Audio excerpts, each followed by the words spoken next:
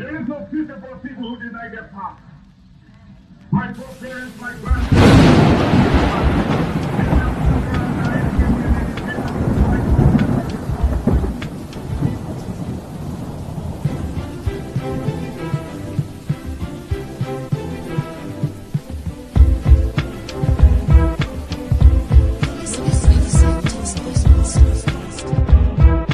Welcome to the Final Boss Podcast, your ultimate destination for urban culture, community vibes, and live conversations with the movers and shakers of the streets.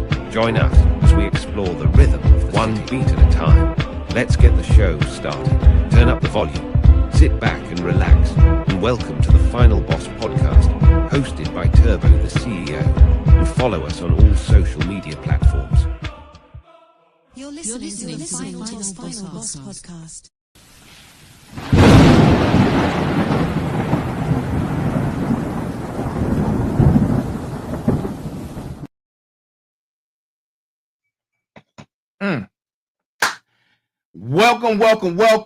Welcome to special Thursday edition of the Final Boss Podcast.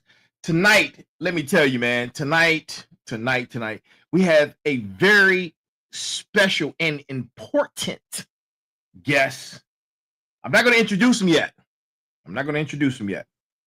But I must give you this information, man, before we get into it. And then I'm going to roll into everything. But as always, thank you guys for waiting. Thanks for the messages. Thanks for the calls. Hey, where's the show? Listen, there's summer thunderstorms rolling through right now, power outages, the works, technical difficulties, you name it, it's happening. But to this gentleman's a testament to his leadership skills. The mission must continue. And tonight's mission will continue. Along with that, his leadership skills helped me get through the process by reminding me as soldiers that we must adapt, adjust, and overcome. That's one of the main facets of being a soldier, how to deal with difficulty. But it's also one of the pillars that I'm constantly speaking about on my Motivation Mondays, which is resilience, the ability to bounce back. And man, we got a great show for you tonight. Let's give it up for our guest. I'm not going to introduce him yet, man. I got a great introduction for him. But listen, we get ready to get into it. But we're going to go ahead and look. Thank you guys. Please continue to send us emails, DMs, all the information that you can and reference to the show and your support. Thank you. We greatly appreciate you. And as per always, the greeting of the day. Good morning, good afternoon, good evening, and good night to everyone across the world who's tuning in right now to the #1 podcast, man. Listen, why else do it? If you don't want to be #1? We're going to be #1, baby. That's what I'm trying to tell you. This is how we get it done. Already know that you are what you say you are and that you will be what you want to be. I statements. These positive actions give the universe energy, right? And it backs you, man. It backs you. I'm telling you, it works. But look, man, we got a great show. Oh, man, I'm so excited. Tonight's show, we're going to be talking about a lot of different topics. And the name of tonight's show, which is so blessed, man. So blessed to be here. We are at episode number 97. Be a villain to a bad guy. Now, we're going to talk about that. We're going to talk about how we're deconstructing and reconstructing. Listen, just hold on. Get your smarts, fighter bosses, get your pens and papers out because tonight is going to be a masterclass. It's going to be a masterclass on the topics that we're going to be talking about. Whew, man, that was a lot. And that was rough. That was rough. I'm glad we was able to push through resilience and get it done. So, man, oh boy. Get ready, everyone. Get ready. And for those who are just tuning in, I like to start the night with our brass tacks. Our brass tacks is a quote of what's going to lead into tonight's conversation, and it embodies the entire conversation that we will be having. And tonight's brass tacks comes from General George S. Patton. Again, that's General George S. Patton. And here's tonight's brass tacks. Battle is the most magnificent competition in which a human being can indulge. It brings out all that is best. It removes all that is at its base. All men are afraid in battle. The coward is the one who lets his fear overcome his sense of duty, and duty is the essence. Duty is the essence of manhood. And that's our brass tacks tonight. That's our brass tacks for tonight. And it's coming from General George S. Patton. Now, let's get into this extraordinary individual who's a father, a brother, a son, a friend, a mentor to many. What we have in front of us is none other than the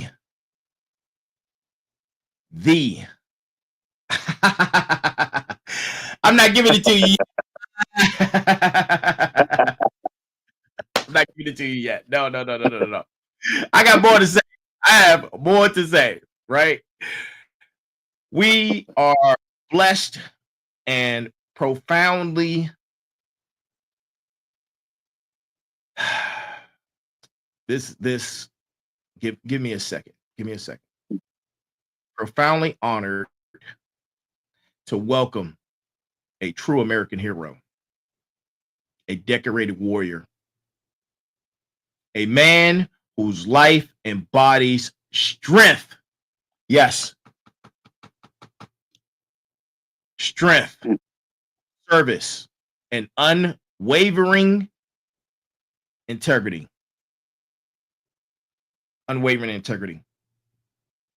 There's not many men on this planet that I look to or have called a mentor. This gentleman in front of us is a mentor to me. He's helped me in several difficult situations, including saving my life. Well, we're going to talk about that right there. We're going to talk about that too. We, as conversation goes and we're candidly speaking, we're going to talk about that. Tonight we have the United States Army Colonel Malik Freeman. Let's give him a hand, ladies and gentlemen. Sorry for the long introduction, but it was necessary. And he's necessary. Wow. Man, let's give him a hand. All right. Colonel, I know, man, listen, you've seen a lot of things. You've accomplished many things. You've faced things that many couldn't even imagine, right? And you've triumphed. Yeah. So we're very excited to have you on our show. We're going to dive deep, right, into what has you. We're here to pull back the curtain and explore his profound insights on leadership, self-discipline, building meaningful connections, and the nature of courage, and the very nature of what it means to be a man. We're going to be unpacking powerful meanings behind several phrases throughout the night, including the main phrase of the night, which is be a villain to a bad guy. It can't be said enough. It cannot be said enough that this information that we're going to be providing for you tonight would never be enough.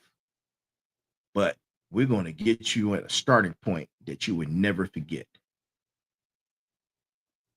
Never forget.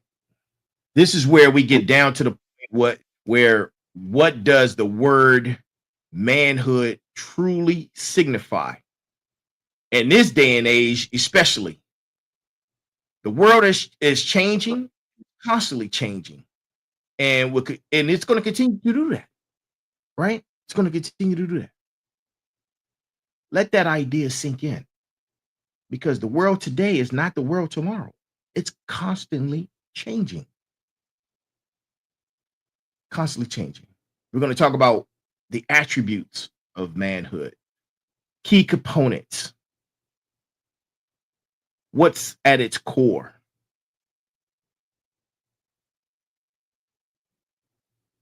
What is at its core? So, sir,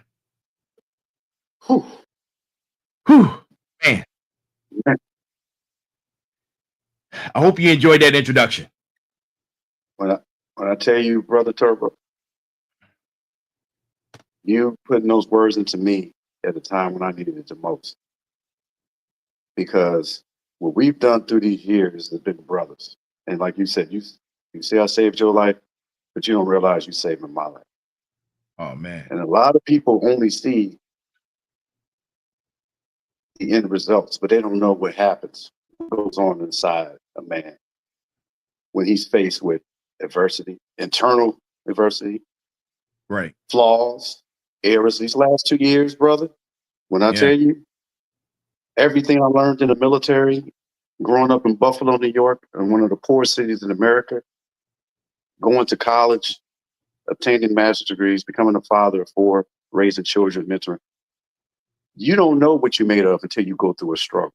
Military. It's easy when everything's going great and everybody's smiling at you. The comfort. And, you know, everybody's laughing at your jokes. People call you.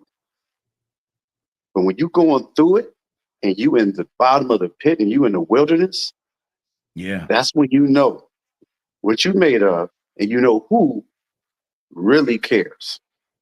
Right. So that introduction you provided me, and I'm sitting here thinking about all the things that we did through the years, and we always came back to each other. And we had this synergy and energy that nobody can understand. And you sitting there pouring into me in a time where I'm going through some of the most turmoil and strife I've ever been in my life. Wow. So based on some personal decisions I made that was totally against my character. And when you go through that, you're talking about having to recover and be a man and have to look yourself in the mirror and say, we got to get this together and what happened and where you're going. But you coming back and your friends and people that love you remind you that who you are, because you forgot who you were. Those are friends, and that's what it's all about. And that's what we're going to talk about tonight. Because you called me and reached out to me at a time where I was almost at my lowest.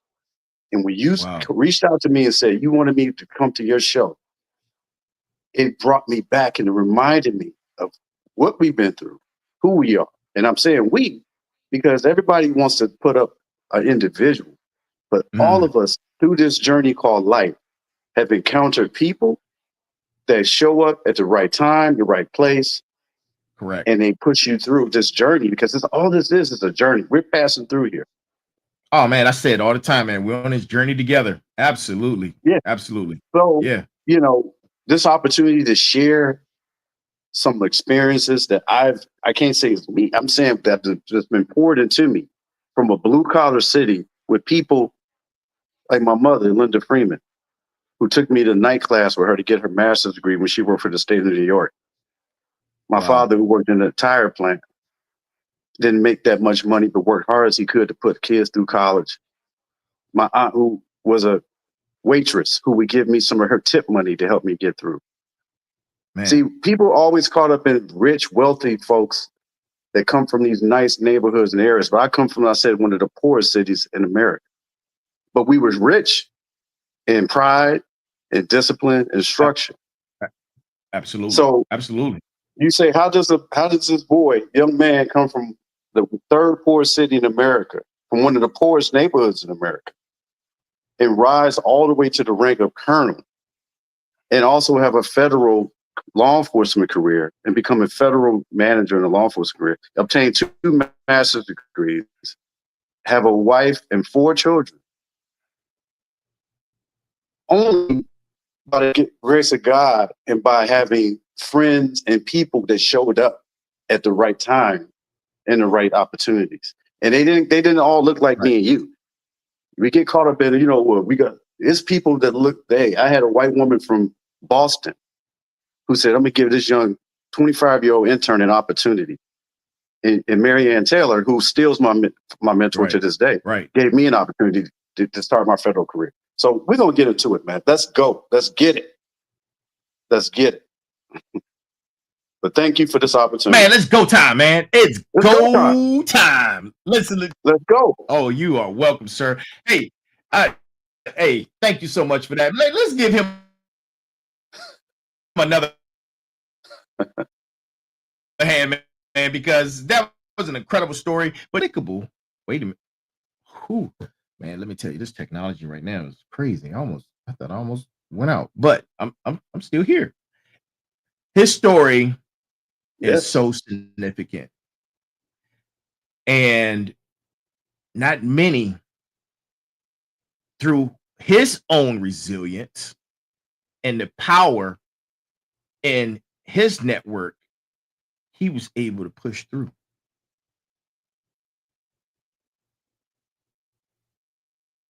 That right there is powerful. So thank you for sharing. And my first question to you, sir.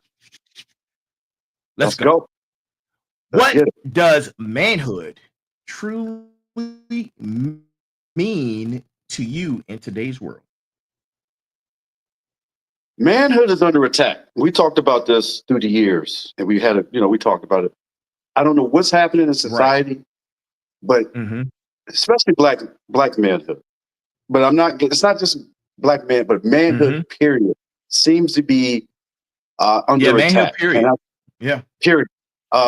And what I mean by that, remember we talked about when we were growing up, we had uncles, fathers, they wore hats, they smoked cigarettes, they dressed in suits, they drove Cadillacs, they went to church, they raised their families, they wasn't perfect, they drank alcohol, they played cards, but they went to work and they hustled. They figured, and hustling didn't mean illegal, but they did whatever means necessary to take care of their families. And they didn't have always the top education.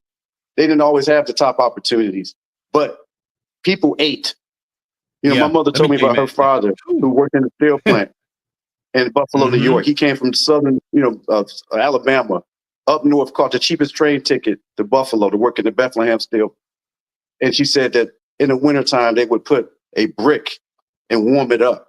And that's how the room would stay warm because it was so cold in Buffalo in the winters. But that man didn't have a car. Wow. He would get up and go to work at that plant so that his young children could grow up and have success. So I translate that into my father working in a tire plant. And he would do paper routes in the morning to make extra money because he had his children. And when I would get low on money, he would send me a check and say, this is to help you get through school down there.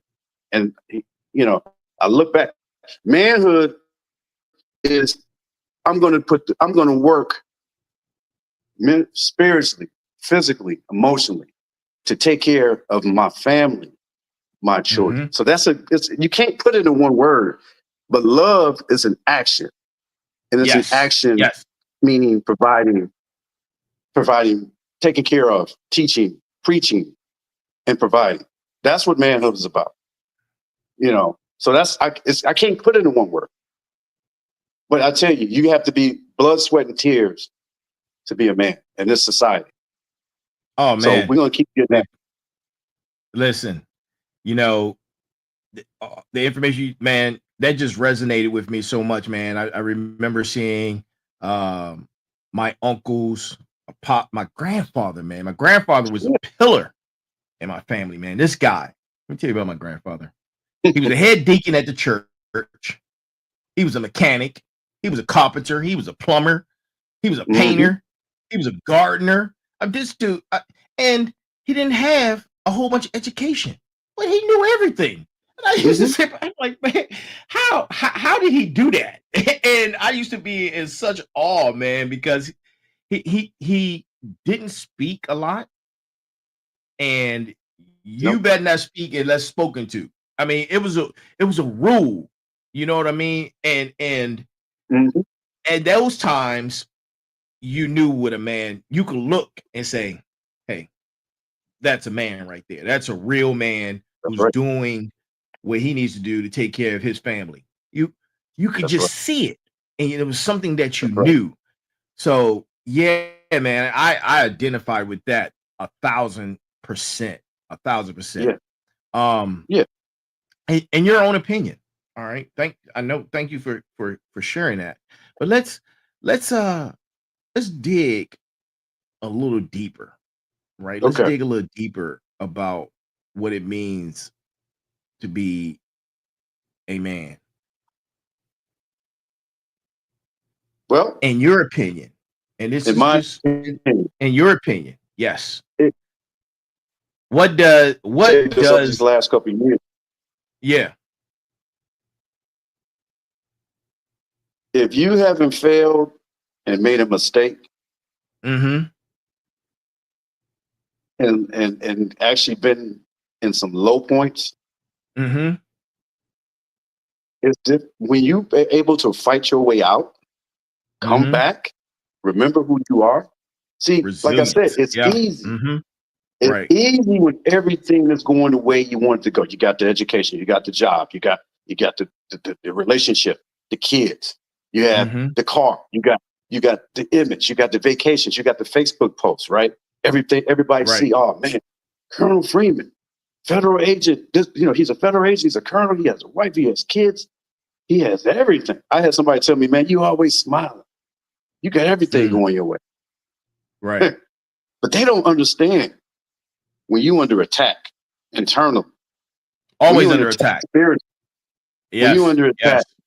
Hey, when you have much and you go through that period of Job, in the Bible, when listen, when I tell you, you go through the period of Job is when you're going to really know what you mean. When I say that, when you go through a low point, when you don't meet the expectations of everybody or yourself, and you're at a point where nobody's calling you anymore, when your money, hey, brother, when I tell you the last year or two, okay, hey, I had to call the Veterans Affairs because I might have been out on the street. Wow. Because of some decisions I made. Wow. Because of some decisions I made. But I had people that said, hey, no, we're going to help you. I wasn't answering the phone, talking to my friends or anybody because of the decision I made, because of shame, and because I felt ashamed of a decision I made. Right. But I had to recover. People still said, hey, man, I still love you. Yeah. You can make it. You're going to be okay. Because the image that I portrayed for all those years, when I wasn't able to meet that expectation because of a decision I made, I had to go back and get myself back together. So that's what a man does. I'm back. Yeah. But guess what? I'm back, baby. Listen, he's back. He's back. Yes, sir. Woo. Let me tell you. And when you called me the other day, that was listen, and I've been back for the last couple, but maybe a week after Father's Day. Right. So when you called me and said, hey, man, I want you to come on my show, I'm like, oh, my God, this timing is perfect because I just got back after a journey in the wilderness. Hey, man, God is always on time, man. And when I tell you God gives you warning signs and God protects our food and babies, When I tell you that, let me well, tell I'm you. here to be able to say I'm back because God said, I gave you all type of warnings. I gave you all type of warning signs. You ignored them. Now I'm going to force you to come back. That's the man. So that's where I'm going. You don't understand how powerful this moment is for me and my family, and for you to give me this platform to say, when all the folks out there, when you, like I said, when you're smiling, everything is going great. You have this image that you're upholding, but when you're going through internal turmoil, how do you recover from that? And you have to look yourself in the mirror and say, I got to do better. Absolutely. So that's, to me, that's manhood. You want to know manhood? That's manhood. But if you can't accept your shortcomings and what you did not do and did do and the decisions you made and didn't make, right, then it's boyhood. Man. And unfortunately in society, nobody wants to take accountability for what they did. They want to blame their mama, their daddy. I didn't come from a good neighborhood. It's because of the way I look. It's because of my height. You know, it's because of society, the government. It's because of I'm not in the political party. No, it's you. Right. You make the decision of what you're going to do and not do, and how you're going to react and not react. Are you going to fight your way out of it, or are you going to sit there and cry and blame everybody else? Because 90% of the decisions, the things that happen to us, it wasn't the devil's fault. It wasn't society's fault. It was your fault because you had the decision to either do it or don't do it. And if you made the decision, you have to live with, how am I going to come out of this? Correct. And learn from the decision and not make the same mistakes. Absolutely. You dropped a lot of gems in that statement. A lot of gems.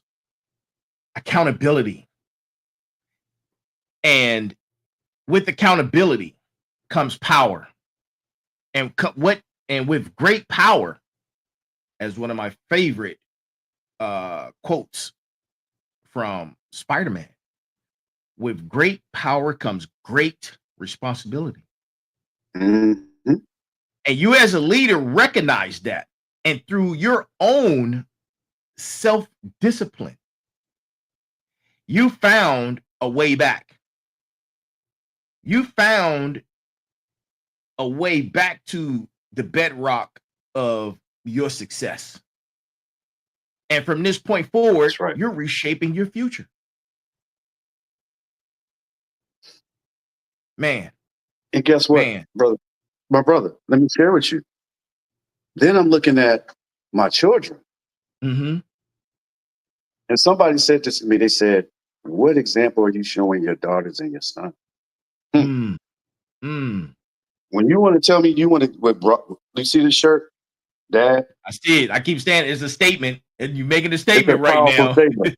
Because it is. And Akiva Freeman, my wife of 25, going on 26 years, blessed me with the opportunity to be a father 4 times. When I tell you, brother, I never thought I would be a father, our husband. I was so focused on career, being a military officer, you know, coming to DC to take over the world.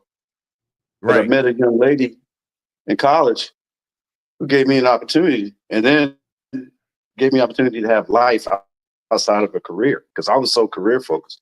But these 4 blessings that I helped bring to this world. One is a young adult who has her career, her own apartment, and her own car. That means a lot for a 23 or 24-year-old. Absolutely. College graduate from George Mason. The second one is a junior at Howard University, computer science major. She was a hell of a tennis player in high school, but decided to pursue computer science more in college. And now is out in Google, out in a big company, a tech company in California, doing an internship. Then I got one baby girl who's going to Morgan State University to study medical science and made the dance team the first time for Morgan State University. Wow. She's going to be at the halftime shows. There was only 4 slots, 40 people. She got one of them as a freshman. Wow. Then I got a baby boy who's going to a magnet school and studying artificial technology and environmental science, following his sister footsteps, who is Howard. You tell me from a boy from the poorest city, one of the poorest cities in America, one of the poorest neighborhoods in America, who dreamed that I want to get out this neighborhood. I want to go to college. I want to be somebody. I want to join the military. I want to come to DC. I was talking about that back when I was 12, 13 years old, and I'm about to be 51. And to see the fruits of the labor, that right there is what this is all about, this journey called life, because, you know, we only here for a little bit of time. And what we leave behind and mentoring, as you said, I poured into people, but people poured into me. All I was doing was giving back what was given to me, because I couldn't have done this by myself.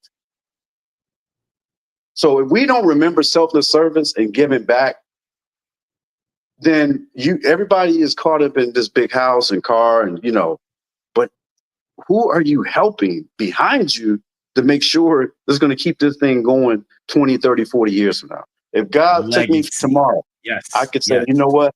I did something good in this planet when I was here. Legacy. Yes, sir. Man. You know what? Shout out to your 4 beautiful children, man, who are doing great things, who embody the future of America. Absolutely.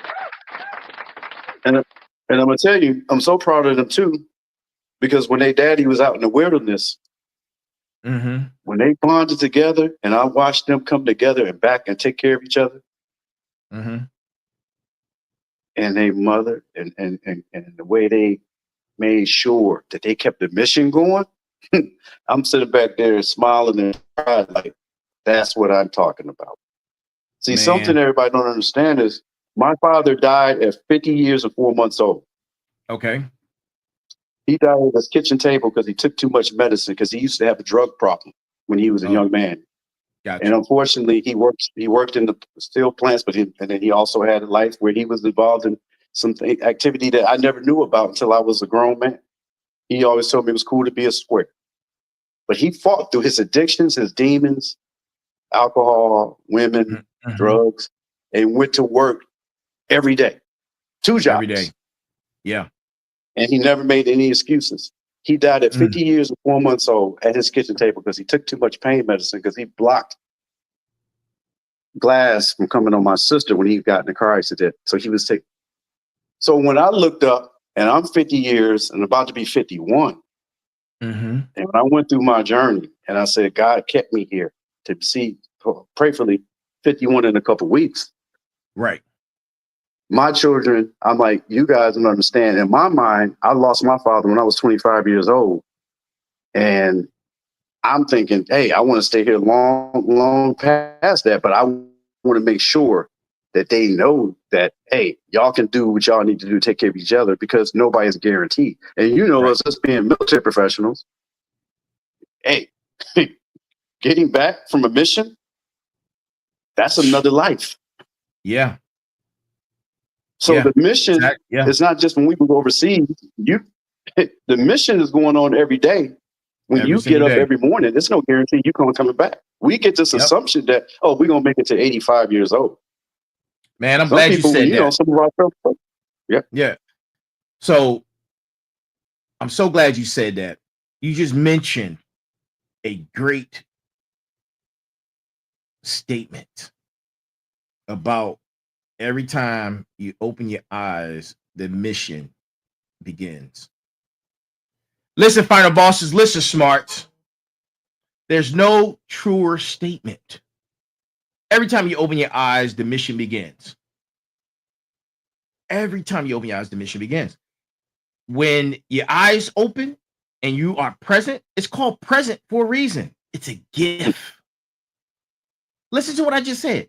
It's called present, as in present day, or you are present. It's called present for a reason, because it's a gift. It's a gift to open your eyes, because when you're open your eyes, so many haven't or can't. You don't understand what it takes for you to still be here right now in the present. You don't know what it takes. I say it all the time, man. I'm talking about it on my Motivation Mondays. Trillions of computations and trillions of calculations for you to be here in the present. Man, look around the world. If you're not gathering empathy for what's happening around the world, and you feel like because it's not happening to you, you're not concerned, let me tell you, you are in for a world of a storm, and it's coming, and it's coming for you. It's coming. I'm trying to tell you. You think you're going through some difficulties right now? You better gain some empathy in your heart because the storm is coming. And I always say, man, you either going into the storm, you're in a storm, or you're coming out of the storm. But get your hearts right. Get your hearts right because the storm is coming. But look, let's pivot for a quick second, right? Because you also mentioned in that statement of yours about the mission and continuing and the difficulties of the mission, whether it's in the combat, which we've both shared several missions and that we had in combat, or the mission of life itself. Ladies and gentlemen, let me tell you, this is something personal that I have to share because this gentleman saved my life. I was having at work, I was having some difficulties, pain difficulties, and I was assistant colonel, and anytime he had issues with IT, I'd just tell him, hey man, come see me. So it was one of those moments. He said, hey, I'm in the building. I need you. I got some IT issues. Sir, say less. I got you. I'm in pain, right? I'm in tremendous pain. But I told him I got him. And I'm still running my shop. I was a branch chief. And I'm on the phone. By the time he comes down to see, I was in so much pain, I had to call the medical nurse at the hospital to see what I need to do because I'm in tremendous pain.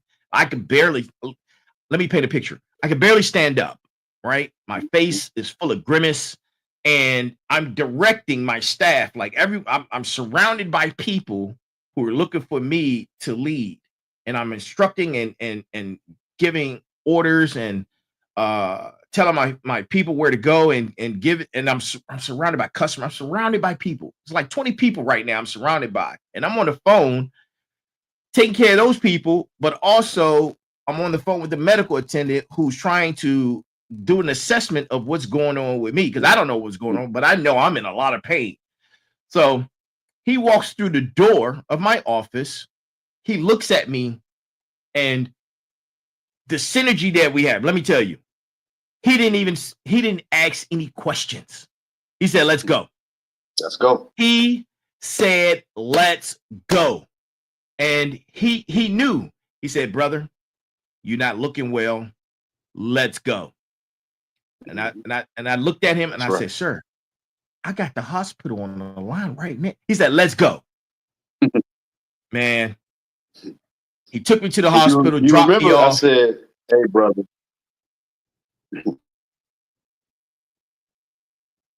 That day, I said, I don't care what you got going on. I said, I know you're a strong, tough brother, but you got to go right now.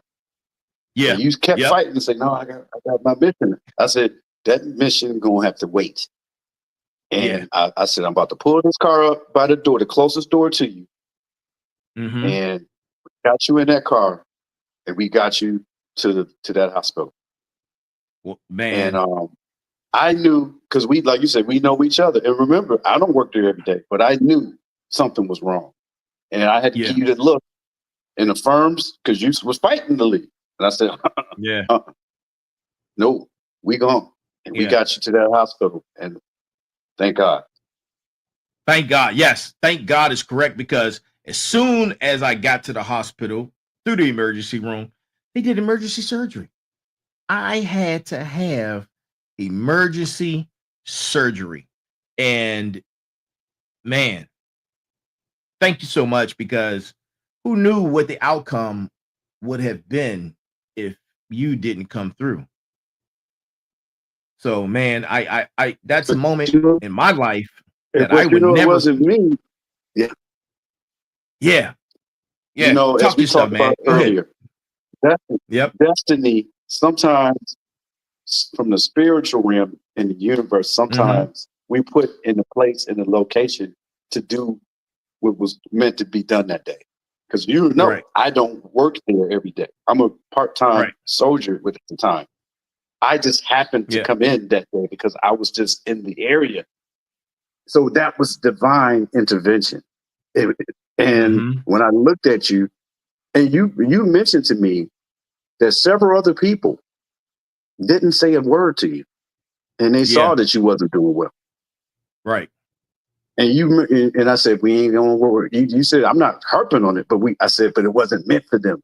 The person that was meant to come to do it, just like you now rescuing me, when you called me a couple of days ago, you brought life back into me.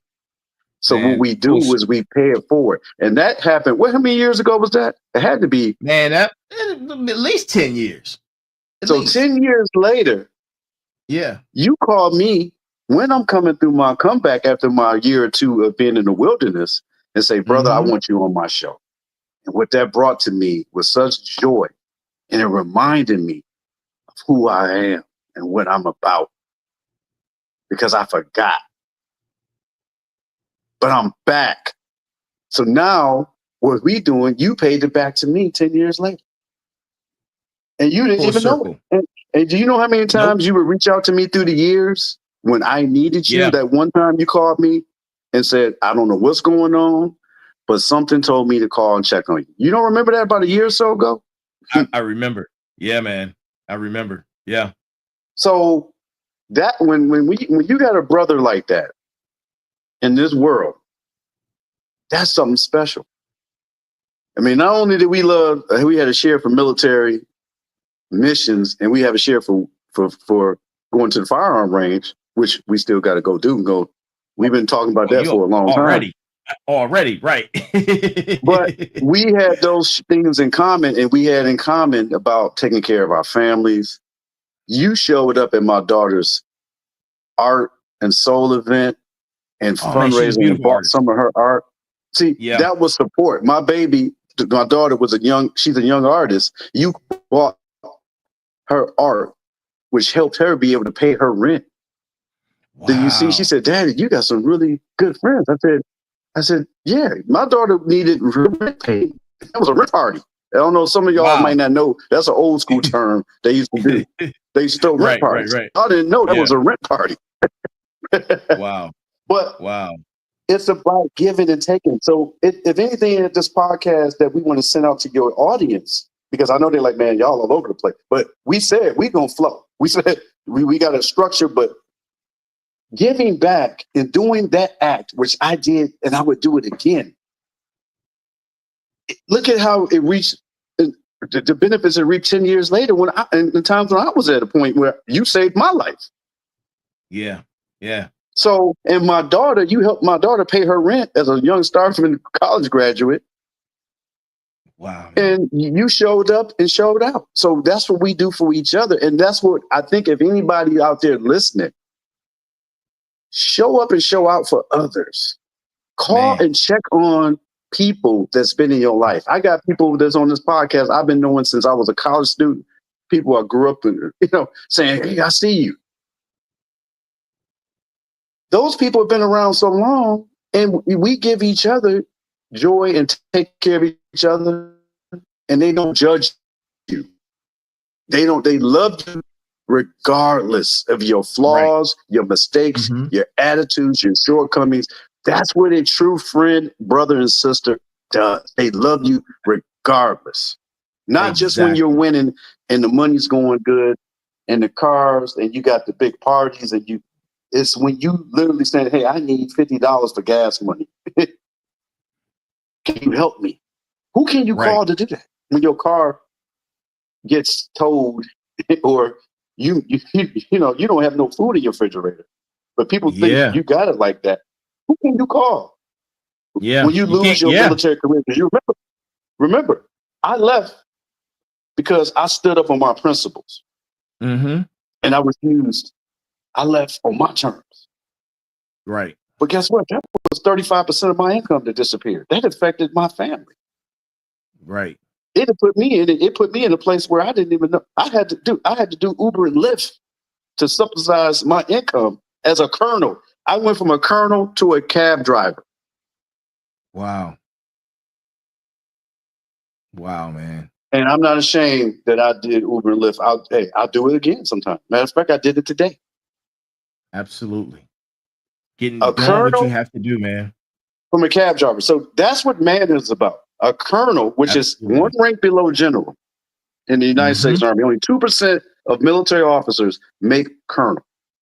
Believe Correct. me, if it's 100 lieutenant colonels, only what? A couple gonna make colonel. And you saw me go through trial and tribulation. It ain't easy. They don't make it easy to get that rank. You Right. saw me come in there, and God, promotions come from God. Psalm 76, 75:6. Not from the east nor the west nor the south, but God put him up and he put him down, and God makes the final decision of who gets promoted. It's not man. It's God. Absolutely. So this whole discussion about manhood, it's about manhood is selfless service. It is like a military professional. You have to be loyal, selfless. You give up. You go to we have to train. Remember going to the gym. You remember I started gaining that weight? I was still rumbling around that track because I wasn't the 20-something-year-old college student. I'm in my late 40s, still trying to stay in shape. And it's not easy. And then you got people that you see get promoted that have less credentials than you. You see people that get promoted when they tell you you have to do this and do that. And you do it, and then they say, oh no, we changed our mind. And you see somebody else that didn't have to go through that. And you say, you know what? I'm still gonna get this damn promotion. Correct. You ain't gonna stop me. Fighting for it. And so that's what manhood is about. Is this Mike Tyson said it's best. Everybody has a plan until they get punched in the mouth. Punched in the face. Punched in the mouth. When you get punched in the damn mouth and they start something, and you take a step back. That's when you know you made it. Look, I say all the time, man, in order to grow, you must be faced with challenges. The more difficult the challenge, the more and better the reward. We need challenges. Yeah. How else are you going to grow? In the beginning of the conversation, you had mentioned you were talking about how people are comfortable, and there's no growth in being comfortable. Mm-mm. You need the difficulties. You need the challenges. And listen, if you're comfortable too long and you settle in that comfort, a lot of times people, when the difficulties come, they don't know what to do. They've lost their way. But through you remember all that your training story, you your used to leadership, I know resilience. But yeah, go ahead. I'm sorry. Go ahead. The training we used to do.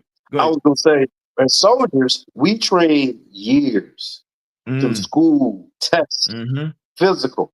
Man, who used to want to do a physical fitness test? We all hate it.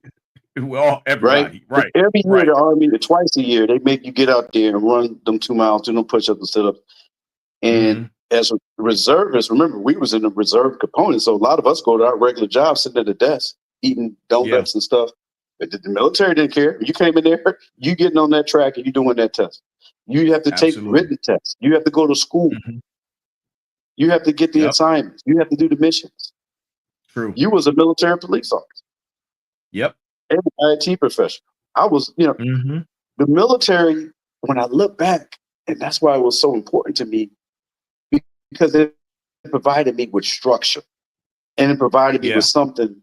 The one thing I can say about the United States military, as a black man or African American, whatever they call us, one thing about the military is if you're the best, you the brightest, you the fastest or strongest, you're going to get promoted at some point. Yeah. Just like shooting, right? When you aim at the target, if you do it the right way, you're going to hit the target. That's what I enjoyed about the military, was that that's one place. Like, it's parallel to sports. If I train hard, work hard, so military and sports go hand in hand. Just the military, we don't get to do instant replay. You have to get on point, and you have to get the mission done. There's no redo. Absolutely. There's no timeout. There's no penalty and flag. You better hit the target. You better hit it right. That's what I enjoyed about the military, which was masculine and which was about manhood. You put the work in. You do what it takes. You're going to, the army and the system eventually is going to get you where you need to go. It may not be easy. It may be detours, but you're going to get what you're going to go, because they're going to look at your record and your training and your experience and your scores. And if you have the highest and the fastest, at some point they couldn't deny you. And that's what happened. That colonel wasn't about just me. It was about, I want to send a message to all those soldiers that left, that I trained, and the people who poured into me who left. Right. And guess what? There's soldiers that's still there that I still keep in touch with, that are now going through the ranks and getting promoted to colonel and lieutenant colonel. That's, to me now, that's what it's all about. When you leave a legacy, you leave something behind. You know, when you were getting pinned from lieutenant colonel to colonel, and your ceremony was coming about, I dropped tooth and nail and said, I need to be at your promotion. It was so important for me to see you as a part of my tree of mentorship, to see you elevate to a level where many have not reached, where many can't reach. The full bird colonel, the eagle next to the star. You're soaring through the sky. The next level is the star. Man, that's right. And you know, we talk about race relations and color and this and that, but in our community, it's important. And listen, smarts, final bosses, what I'm about to say, please do not get offended. If you're not of the African or Black community, don't get offended what I'm about to say, because I want you to hear what I'm saying. It's important for us to see in our own eyes, like it's important for us to see Black heroes. It's important for us to see Black men rise above. That's right. In leadership and greatness. It's an effect that trickle down. And you can look, right? You can look across many ethnic groups and you could say what you would like to say about what leaders you look up to. Who's your superhero? Is it Superman? Is it the Black Panther? Is it, look, that's a rabbit hole I don't want to go down, but you get the gist of what I'm saying. Man. And with the military, with my ceremony, I had my battalion commander from Iraq, who flew from Florida and from Alabama, Lieutenant Colonel retired Brown, who was a gentleman of Irish American descent, who is my brother. And that's one thing about the military.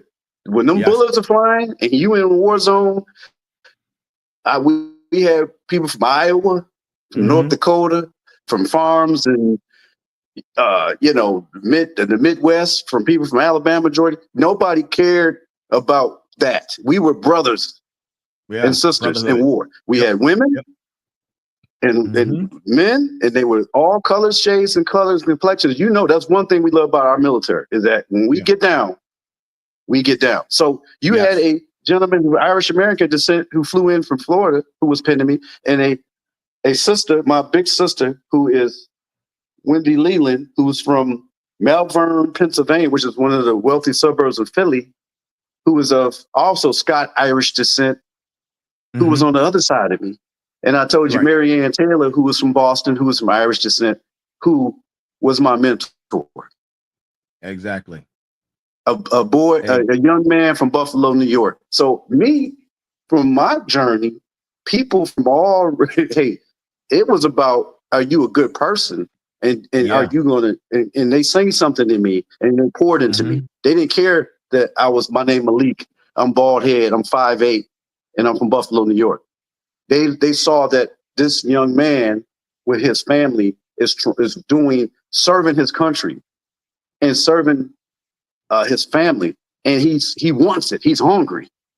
So that's what this is all about. So you said it's not about, but when only 8% of officers look like us, and then colonel, it's probably a point percent that make margin it. shrinks. Yeah, absolutely. That margin shrinks, and I don't care what you look like. It's only 2% getting there. So you're talking about even a shorter. So yes, when I had those young lieutenants come up to me with their bright eyes, they're like, and those soldiers said, "You a colonel?" Yeah. And I remember being a young lieutenant and seeing those colonels, and to make it to that was nothing but God and people that poured into me. Like I said, my aunt, who was a waitress, who would send me her tips when I was in college. God rest her soul. She wasn't rich. She didn't have no college education. She had 4 children. They called her in the 80s. They would say she was poor. That's what they would say. Yeah. But she was strong and rich because she knew her nephew. She said, "Nephew, you're going to do something in this life." Michelle Mack. Yeah. Bertha Mack, my grandmother, who came from rural Alabama, who took care of her children, who never had a college education, but worked and had more money than I ever seen anybody have, and didn't have no credit cards. That was resilience. I could believe, man. Yeah. So those people poured into me. Yeah. And it wasn't nobody with PhDs and doctor's degrees and come from wealthy areas of the suburbs. I'll tell people I came from one of the poorest areas in the United States, one of the poorest neighborhoods. But we were rich and wealthy in strength, pride. They poured in me God, religion, pride. And they said, "You do the best you can do." My uncle, Vernon Mack, who was he was actually, unfortunately, a pimp. He told me, "You can do anything you want, Leak." He would walk. He said, "I don't care what society tells you. We come from the poorest neighborhood in America. The first housing projects that were built for African Americans in Buffalo, New York in the 1930s. And out of my family, we got attorneys, business owners, magazine owners, nurses, professionals that came out of that little neighborhood. You tell me that ain't resilience. Absolutely. You tell me when my grandfather worked in that steel plant in Buffalo in the 50s, he was making sure his children had food. He said we didn't have a lot of food, but we had enough. My mother said they ate popcorn because sometimes that's all they had to eat. Yeah. But my mother got her master's degree from one of the top colleges in Buffalo, New York. She would take me to class and I was sitting outside as an 8-year-old because she was getting her degree. That's what resilience is. Yeah.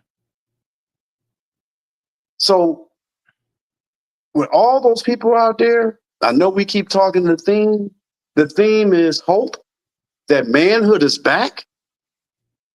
Manhood and leadership go hand in hand. All statistical information show when men are men, communities are stronger, crime is lower, grades are higher, teenage pregnancy is lower, kids do well and successful when men are involved, because women don't want to be men. When we're forcing women to be men, that's not going to work. That's not the natural balance. When women are trying to raise boys that don't understand what it means to be a man, I'm not knocking single mothers. My mother had to raise me by herself, and my dad got divorced. But I'm saying a man, a father, a husband, a brother, stepfather. Stepfather's important. Uncles are important. Mentors are important. Manhood makes a difference, and we're bringing it back. It's coming back. It's coming back, baby. Yes, sir. And you know, you're not going to believe this. We are at the climax. Well, we're at the end of the show. That was incredible. That was incredible. You know, there was a couple of statements you made. I was like, man, you know, I have so many different mentors. Family is so important to me, man. My Shiro, my mom, one, and my aunt, who also reached the level of colonel and now is a doctor. I call her Dr. Colonel.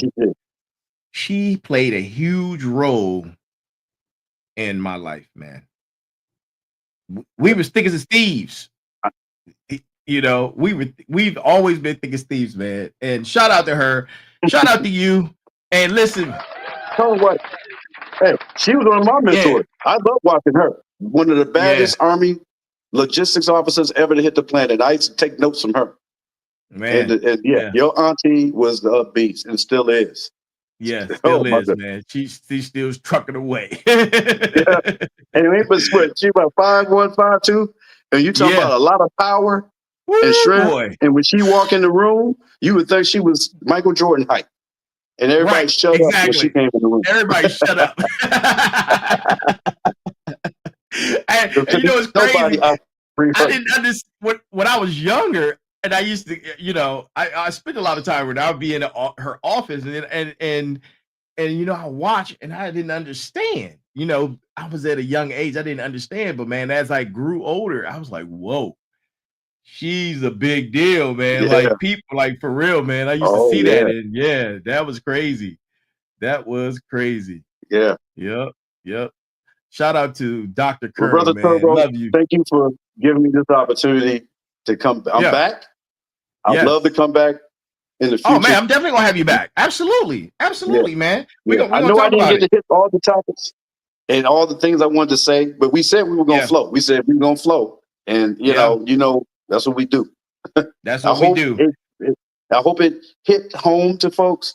The theme is hope, pride, strength, give back. That's it. Yeah. We keep it moving forward. Positivity, solutions, resilience, and building solutions. Resilience. Yep. And you know, that's our show, ladies and gentlemen. That is our show for tonight. Thank you. Episode number 97. Look, smarts, final bosses, and everyone who's tuning in or has tuned in, wherever you are. Thank you for tuning in. Please send us your feedback. You can email us at info@TheFinalBossPodcast. One word, info@TheFinalBossPodcast. One word. Check that out. Send us emails and feedback. Also, if you haven't got any merch, man, go get some merch.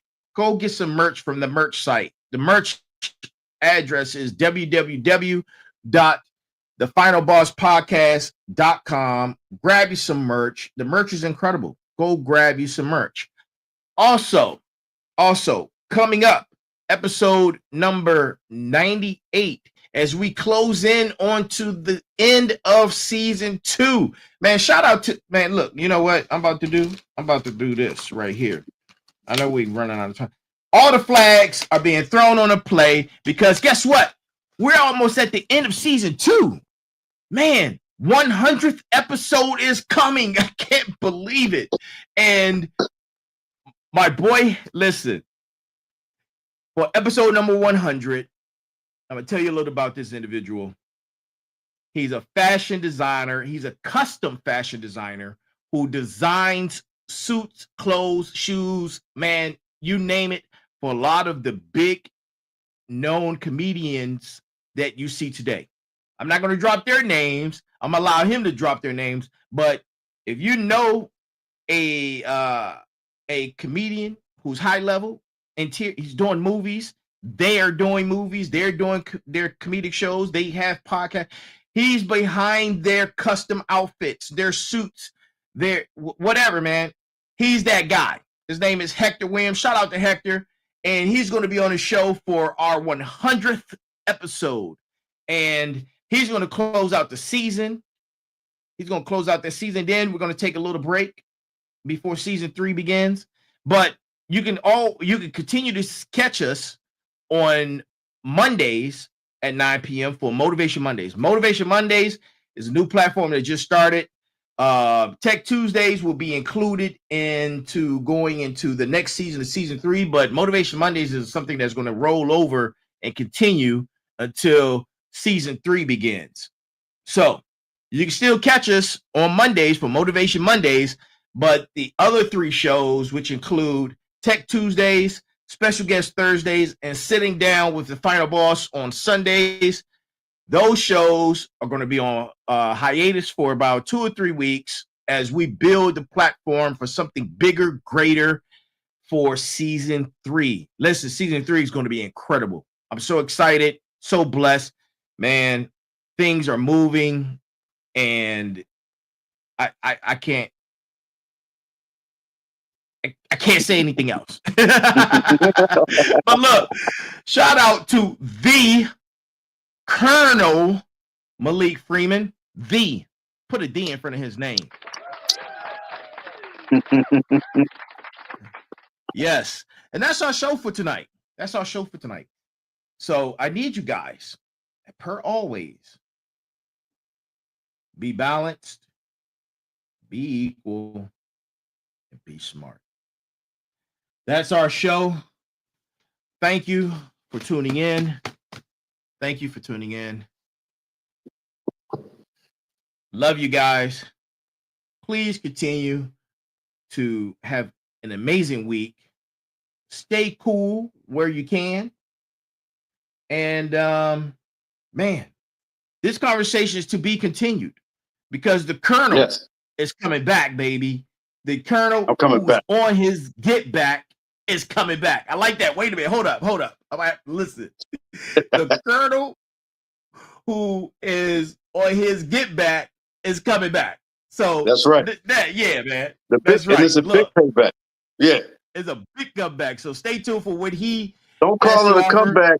I've been here for years. That's what I'm saying. Oh man. And that right there is boom. That's the show, man. Love you guys, man. We had a great time. Y'all, I see you on Sunday. I'll see you guys on Sunday. And for episode number 99. Sitting Down with the Final Boss. Episode number 99. See you then.